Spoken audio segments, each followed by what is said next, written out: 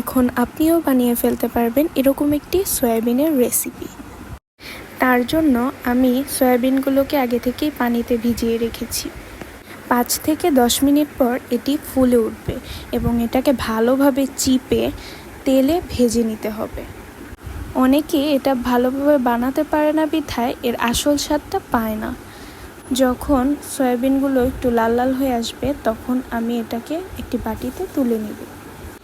এরপর একটি কড়াইয়ে পরিমাণ মতো তেল নিয়ে এর মধ্যে বাটা মশলাগুলো দিয়ে দিব এবং ভালো মতো এগুলোকে কষিয়ে নেব। এর মধ্যে আছে আদা বাটা, পেঁয়াজ বাটা, রসুন বাটা। এরপর এর মধ্যে আমি হলুদ গুঁড়ো, মরিচ গুঁড়ো, ধনিয়া গুঁড়ো, জিরে গুঁড়ো দিয়ে ভালোভাবে কষিয়ে নেব। এর মধ্যে স্বাদ মতো লবণও আমি দিয়ে নিয়েছি।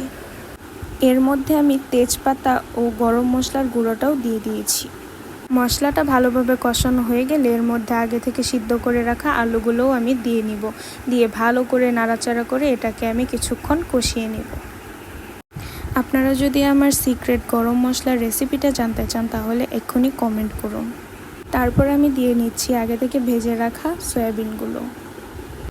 যত কষাবেন তত এর স্বাদ দ্বিগুণ হয়ে যাবে, কারণ এর ভিতরে মশলাগুলো ঢুকবে এবং এর স্বাদগুলো আরও বৃদ্ধি পাবে। এরপর এর মধ্যে আমি পরিমাণ মতো পানি দিয়ে নিয়েছি এবং এটাকে ভালো করে জাল করে নিচ্ছি। এরপরই হয়ে যাবে একটি perfect soybean recipe. Thanks for watching.